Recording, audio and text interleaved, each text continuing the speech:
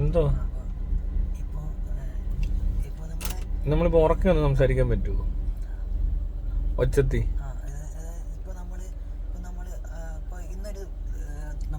Insult ചെയ്തു നമ്മുടെ കുഴപ്പം കൊണ്ടല്ല, ചെറിയൊരു കാര്യമാണ്. അല്ലെങ്കിൽ ചെറിയ നമ്മുടെ തെറ്റും ഉണ്ടായിരിക്കാം, ചെറിയ തെറ്റ് കാണും. അപ്പൊ അത് കുറച്ചാളൊക്കെ ആലോചിച്ചിരിക്കും, അത് കുഴപ്പമില്ല, അതിനും ചെയ്യാതെ ഇരിക്കും, അത് ഒട്ടും കുഴപ്പമില്ല. പക്ഷെ 5 വർഷം കഴിഞ്ഞ് അതിനെ ഓർത്തോണ്ടിരുന്ന അതെന്താ ചെയ്യും? ആരോർത്തോണ്ടിരിക്കുന്നു? അതിനോർത്തോണ്ടിരിക്കുന്നവരുണ്ടായിരിക്കുമല്ലോ. അത് കഴിഞ്ഞിപ്പോ നമ്മളിപ്പോ നമ്മളെ കളിയൊക്കെ ഒരാൾ അവിടെ നിൽക്കുക, അപ്പൊ പിന്നെ നമ്മൾ അതുവഴി പോകാതെ ചുറ്റിനും കൂടെ പോവാ. അങ്ങനെയൊക്കെ ചെയ്യുവോ? അങ്ങനെ ഇപ്പൊ ഒരു പോലീസുകാരൻ അങ്ങനെ ഒരു ദിവസം ഇങ്ങനെ അടിക്കാൻ വന്നോ? അല്ല, എന്റെ കുഴപ്പമെന്ന് വെച്ചാൽ പുള്ളി ഒരു ബസ് ഇങ്ങനെ നിർത്തിയിട്ടേക്കുവാ. ഞാനിങ്ങനെ നിർത്തിയിട്ട് കഴിഞ്ഞാൽ നമ്മൾ സ്വാഭാവികമായിട്ട് റൈറ്റിലൂടെ കയറി വരും. അപ്പം ഞാനിങ്ങനെ വന്നപ്പം എന്തിനു നിർത്തിയിട്ടേന്ന് അറിയത്തില്ല, ജംഗ്ഷനാ, സിഗ്നൽ ഒന്നുമില്ല, വരുന്ന വണ്ടി എങ്ങനെയാന്ന് വെച്ചാൽ നോക്കി പോവാ, അല്ലാതെ ഒരു കാണിക്കത്തൊന്നുമില്ല. കോവിഡിന്റെ സമയത്താ. അപ്പൊ പോലീസുകാരൻ ഇങ്ങനെ ഈ കൈ കാണിച്ചു. അപ്പൊ ഞാനാണെങ്കിൽ ഇങ്ങനെ വരും, അപ്പൊ ഞാൻ നിർത്തിയില്ല, ഇനി പേടിച്ചും പോയി. ഞാൻ ലൈസൻസും ഉണ്ട്, എല്ലാം ഉണ്ട്, ബുക്കും പേപ്പറും എല്ലാം ഉണ്ട്. ഞാനങ്ങ് നിർത്താതെ പോയി. ഇയാളിന് കൈ വെച്ച് നിന്റെ ചെവിക്കലിനെ അടിക്കാൻ പറ്റുമായിരുന്നു, പക്ഷെ ഞാൻ അടിച്ചില്ല, ചുമ്മാ പേടിപ്പിച്ച.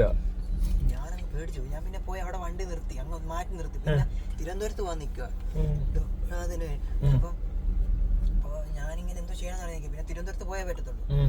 പിന്നെ ഞാൻ 1-2 മാസം അയാൾ അവിടെ കാണാന്ന് വിചാരിച്ച് ചുറ്റിനും കൂടെ ഒക്കെ പോകും. പിന്നെ പോയില്ല. പിന്നെ ഇപ്പൊ കാരണം ഞാൻ വിചാരിച്ചു ഈ അല്ല അങ്ങനെ ചെയ്തെന്ന് പറഞ്ഞാൽ അയാൾ നിന്നെ എപ്പോഴും ഓർത്തിരിക്കണമെന്നുണ്ടോ? ഇല്ല, നീ ഇതിന് അതൊക്കെ ഓർത്തിരിക്കുന്നേ? അല്ല, ഞാൻ ഈ ബായി അധികം ആൾക്കാർക്കില്ലല്ലോ. അത് പറഞ്ഞിട്ട് കാര്യമില്ല, അങ്ങനെ ഒന്നും ഓർത്തിരിക്കത്തില്ലടാ. നീ ഒന്ന് ആലോചിക്കും, ഒരു ദിവസം പോലീസുകാരൻ റോഡിൽ നിന്ന് എത്ര മനുഷ്യനെയാ കാണുന്നത്, അപ്പൊ എങ്ങനെ നിന്നെ ഓർത്തിരിക്കുന്നേ? അടി കൊടുക്കാൻ ആരെയും നോങ്ങോ? അത് ചുമ്മാ പേടിപ്പിക്കാൻ അവരങ്ങനെ ചെയ്യുന്ന. നീ അല്ല കുഴപ്പക്കാരനല്ലേ? പിന്നെ ഞാൻ അങ്ങനെ ചെയ്തിട്ടില്ല.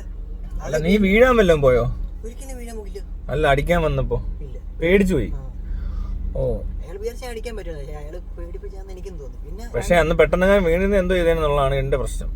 ഈ പോലീസുകാരെന്താ ഇങ്ങനെ വെറുതെ വഴിയിൽ ഒരുത്തം പോകുന്നു, ബസ് ഒന്ന് ഓവർടേക്ക് ചെയ്യുന്നു, ഉടനെ ഒരാളെ പേടിപ്പിക്കുന്നു. നിനക്ക് ഇപ്പൊ അത് കണ്ട് പേടിക്കുന്ന ഒരാളാണ്, അപ്പൊ നീ വീണാലോ?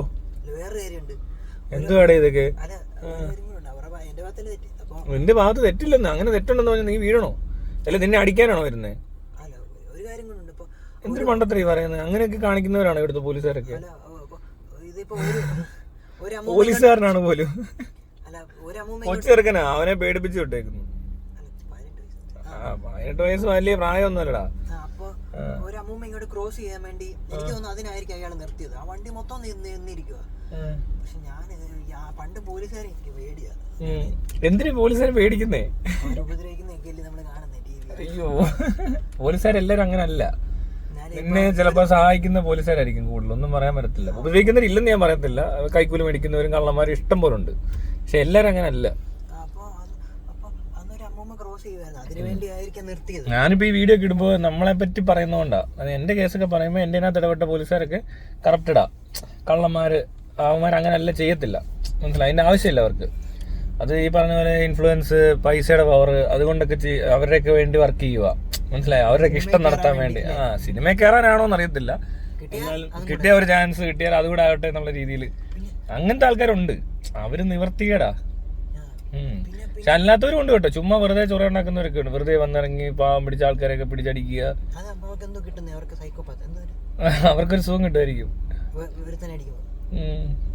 നിന്നെ പേടിപ്പിച്ചപ്പോ അയക്കൊരു സുഖം കിട്ടിക്കാണും. ആണോ? ബോധം കാണത്തില്ലടാ. വിവരമില്ലാത്തവരല്ലേടെ വണ്ടി ഓടി പോകുന്ന ഒരു പയ്യനെ കയറി ഇങ്ങനെയൊക്കെ പാടി ആ കാരണക്കുറ്റി അടിക്കാനൊക്കെ ഓങ്ങത്തുള്ളൂ. എന്തോ കാണിക്കുവാണെന്ന് ഇത് ആലോചിച്ച ചന്ദ്രനെ ഞാനും കൂടെ അല്ല പോലീസുകാരൻ അടിക്കുമ്പോ നമുക്കും കൂടെ ഒരു ഇത് അങ്ങനെയുള്ളവരുണ്ട്. എന്നാ പോലീസുകാരൻ മിണ്ടായിരുന്ന അവനും മിണ്ടായിരുന്നു. അതൊക്കെ പൊതുവെ പേടി കൂടുതലാണോ? ആൾക്കാര് പേടിയാ. എന്നാ അറിയാവുന്നവര് നല്ലപോലെ അറിഞ്ഞു കഴിഞ്ഞാൽ പിന്നെ അവരെ എപ്പോഴും വേണമെന്നൊക്കെ അങ്ങനുണ്ട്. ഭയങ്കര ഇഷ്ടമാണ് ആൾക്കാരൊക്കെ. എന്ന് വെച്ചാ ഇപ്പൊ പെണ്ണുങ്ങളോട് അങ്ങനെ അങ്ങനെ അറിയത്തില്ല. സ്കൂള് മുതലേ അങ്ങനെ ക്ലാസ് വരെ എല്ലാവരോടും മിണ്ടായിരുന്നു. പിന്നെ അപ്പച്ചയുടെ വീട്ടിൽ പോയി പഠിപ്പിസ്റ്റായിട്ട് മാറി. പഠിക്കാൻ വേണ്ടി കൊണ്ടുപോട്ടാ. അപ്പൊ പിന്നെ പഠിപ്പിസ്റ്റ് ആവാന്ന് വിചാരിച്ചു. അങ്ങനെ ആയിപ്പോയി. 8 മണിക്ക് എണ്ണിച്ച് 5 മണിക്ക് എണ്ണിച്ച് പഠിത്തം തുടങ്ങി. പിന്നെ 8:30 എന്നാലും പഠിക്കുകയൊക്കെ പിന്നെ എനിക്ക് പേടി കൂടുതലല്ലേ എല്ലാത്തിനെയും. അന്നൊന്നും പേടിയൊന്നുമില്ല. ഇല്ല, ഇപ്പോ ഇത് മനുഷ്യനെയൊക്കെ പേടിയാ കൂടുതൽ പേരെയും. സോഷ്യൽ ഫിയർ അത് മാറാൻ നല്ലതേ. കൂടുതൽ ആൾക്കാരോട് ഇന്ററാക്ട് ചെയ്യാന്നുള്ളത് തന്നെയാ. ചുമ്മാ ഇറങ്ങി നടക്കും ഇനി അങ്ങോട്ട്. ഇപ്പൊ ഒരാളെ ഇഷ്ടമാണെന്ന് വിചാരിച്ചു. അപ്പൊ ഇഷ്ടമാണെങ്കിൽ അത് ആണായാലും പെണ്ണായാലും ഒരുപാട് ഇഷ്ടം. അതിപ്പോ ഞാനാണെങ്കിൽ ഞാൻ കൂട്ടുകാർ നേരത്തെ കൂട്ടുകാർ 2-3 പേരൊക്കെ ഉണ്ട്. അപ്പൊ അവരൊക്കെ അവർക്ക് ഞാൻ കെട്ടിപ്പിടിക്കുകയൊക്കെ ചെയ്യും. അവർക്ക് അതൊന്നും ഇഷ്ടമല്ലേ. നീ എന്താ കെട്ടിപ്പിടിക്കുന്നത്, നീ പെണ്ണാണോ ഗേ ആണോന്നൊക്കെ. നമ്മളെ മുറിവേൽപ്പിക്കാൻ വേണ്ടിയല്ല, അവരാണ് അവരങ്ങനെ ചെയ്യുന്നില്ല. ഓ അങ്ങനെ നിനക്ക് അങ്ങനെ ആണും പെണ്ണും ഒന്നോ വിചാരിച്ച അങ്ങനത്തെ സെക്ഷൽ ആയിട്ടൊന്നും അല്ല നീ കെട്ടിപ്പിടിക്കുന്നത്. സെക്ഷലായിട്ട് പെണ്ണുങ്ങളോടൊപ്പം അതേ തോന്നത്തുള്ളൂ. അല്ലാതെ നീ ചുമ്മാ ഫ്രണ്ട്ലി ആയിട്ട് കെട്ടിപ്പിടിച്ചാലും ആൾക്കാർക്ക് ഇഷ്ടപ്പെടത്തില്ല. അങ്ങനെ കെട്ടിപ്പിടിക്കരുത് ആൾക്കാരെ. അങ്ങനെ ഒന്നും ചെന്ന് ചെയ്യരുത്. ഇപ്പൊ ഈ പറഞ്ഞ പോലെ നിനക്ക് അറിയാത്തൊരു സമയത്ത് നീ ആൾക്കാരെ കാണുമ്പോ കെട്ടിപ്പിടിക്കുന്നത് ചെയ്യുമെന്ന് അറിയാവുന്നവരുടെ കാര്യമാണ് പറഞ്ഞത്. എന്നാൽ പോലും ആൾക്കാരെ കെട്ടിപ്പിടിക്കരുത്. എന്തിനാ വല്ലവരുടെ ദേഹത്ത് കൊടുന്ന് അങ്ങനെ ചുമ്മാ കയറി ഇങ്ങനെ ഇതൊക്കെ പറഞ്ഞല്ലേ ഫ്രണ്ട്ലി. നിന്നെ കാണുമ്പോ കെട്ടിപ്പിടിക്കും. പിന്നെ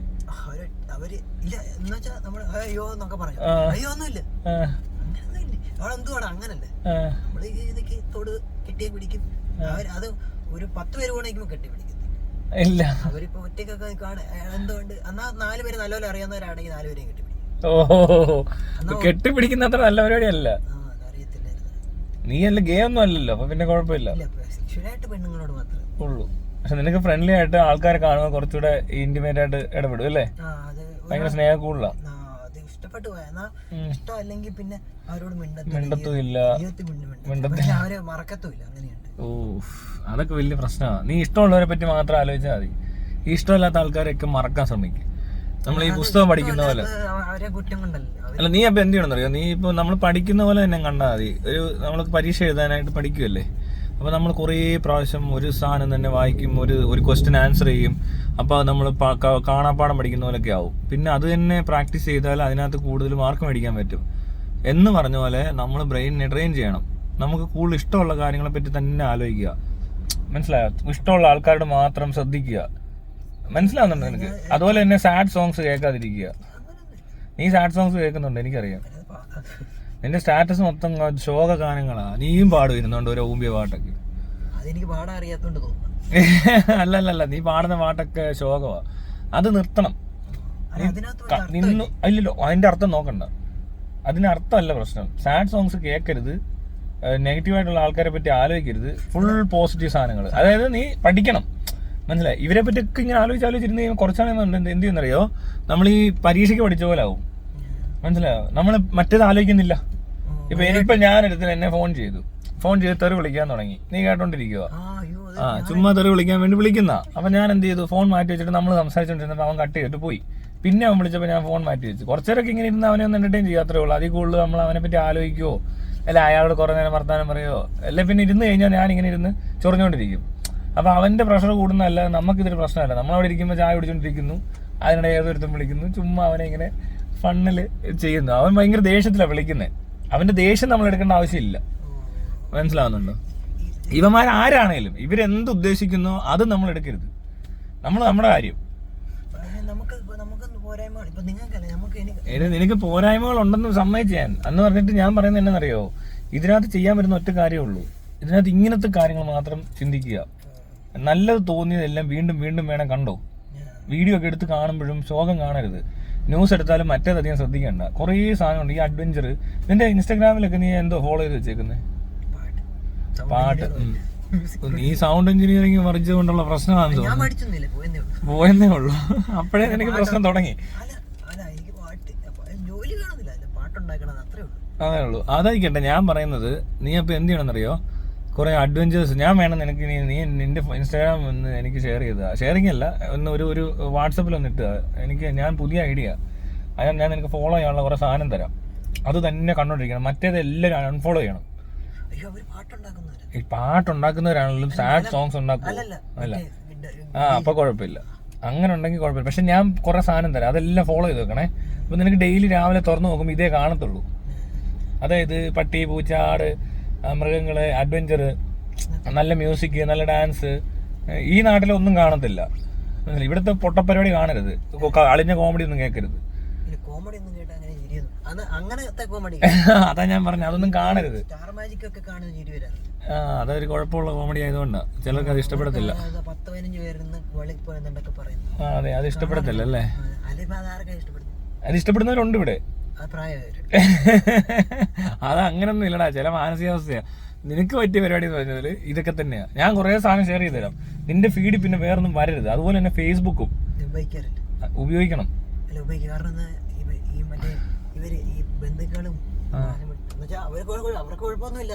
നിനക്കത് കാണുന്ന ഇഷ്ടമല്ലേ?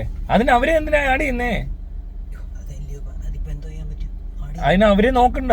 ഞാൻ പറഞ്ഞ പോലെ ചെയ്താൽ നിനക്ക് ഫീഡിൽ വരത്തില്ല. പിന്നെ നീ സ്ഥിരമായിട്ട് ഈ സാധനങ്ങൾ ക്ലിക്ക് ചെയ്യണം. ഇത് കാണും, ഒന്നാമത്തെ കാര്യം.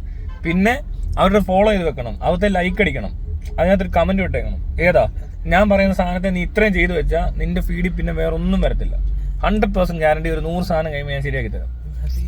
പിന്നെ ആണെങ്കിൽ ഒരു കാര്യം, ഈ അധികം ആൾക്കാർ ഇപ്പൊ ഒരാൾ നടന്നു പോവാ, അങ്ങനല്ല. ഇപ്പൊ എങ്ങനെയാലും നമ്മൾ ഒരാളെ അറിഞ്ഞ് എന്നുവെച്ചാ അവര് ലോകത്തുള്ള ആർക്കും ഇഷ്ടമല്ലായിരുന്നു. എന്നുവെച്ചാ അത്ര ഇപ്പൊ നിങ്ങളെ അങ്ങനല്ലേ ഞാൻ പറഞ്ഞു, നിങ്ങളെ അങ്ങനെ ആർക്കും ഇഷ്ടമല്ല. നമുക്കറിയാം എന്റെ കൂട്ടുകാർക്ക് അങ്ങനെയൊക്കെ. എന്റെ കൂട്ടുകാർക്ക് എന്നെ ഇഷ്ടമല്ല. എന്നാ ഞാനിപ്പോ നിങ്ങളെ കൂട്ടുകാരോട് അങ്ങനെ പറയത്തില്ല, നിങ്ങളോട് നടക്കുന്ന കാര്യമൊന്നും. അറിഞ്ഞവരുണ്ട്, അറിയിപ്പോ എല്ലാവർക്കും അറിയാം. എന്നാലും കണ്ടിട്ടുണ്ട്, നമ്മൾ കാണുന്നുണ്ട്, മിണ്ടുന്നുണ്ടെന്ന് പറയുന്നവർക്ക് ഇഷ്ടമല്ല. അതെന്തുകൊണ്ടാ?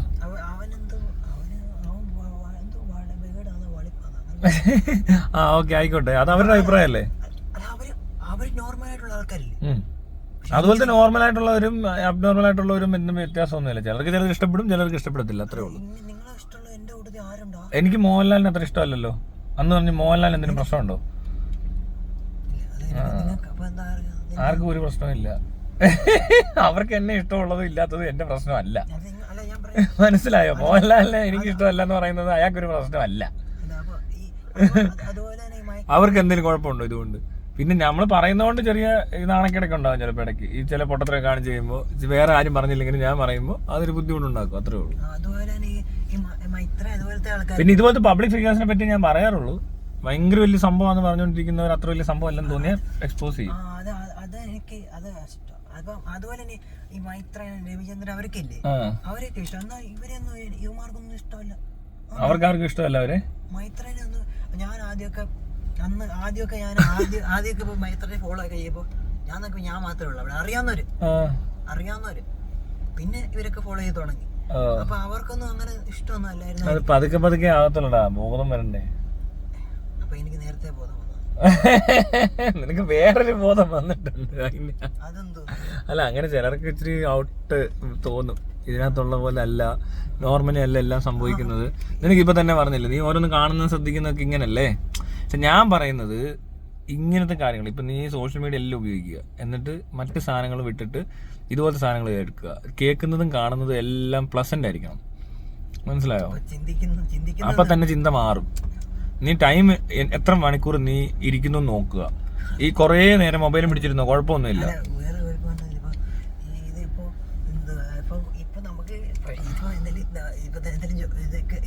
വീട്ടുകാരെ നോക്കണം നമ്മള്. അടോ, അതിനെപ്പറ്റി അല്ലേ. നീ വീട്ടിൽ ഇരിക്കുന്ന സമയത്ത് നീ മൊബൈൽ എടുത്ത് കൈ വെച്ചെന്ന് വിചാരിച്ചോ, അപ്പൊ തന്നെ നീ മൊബൈൽ കളിക്കുന്നത് ഈ സാധനങ്ങളെ കാണാവൂ. അങ്ങനെ നീ ഒരു 2-3 മാസം കണ്ടിട്ട് വാ, സംഭവം മാറും. നിനക്ക് ഭയങ്കര സന്തോഷം വരും. മനസ്സിലായോ? നിനക്ക് ഭയങ്കര രസമൊക്കെ തോന്നും, പുതിയ കാര്യങ്ങൾ കണ്ടായിട്ടൊക്കെ തോന്നും. നിനക്കെന്നല്ല, എല്ലാവർക്കും. ഞാൻ അങ്ങനെ ചെയ്തിട്ടുള്ളൂ. ഞാനിപ്പോൾ ഈ പന്നപ്പാട്ടൊന്നും ഞാൻ കേൾക്കത്തില്ല. ഇവിടുത്തെ മലയാള സിനിമ കാണത്തില്ല അധികം. അതൊക്കെ നിർത്തിയിട്ട് പിന്നെ ഈ വയലൻസ് ഉള്ള സാധനങ്ങൾ അധികം കാണാതിരുന്നാൽ മതി. അതും പേടിപ്പിക്കും പിന്നീട്. അതൊക്കെ പേടിക്കും. പിന്നെ അത് കാണരുത്. നീ ലോല ഹൃദയനാണ്. നീ ഒരു പാവം പിടിച്ചിറങ്ങി. ആരുടെ? അയ്യോ, ചാർജ് തീരുവോ? അപ്പൊ പിന്നെ കാണാം.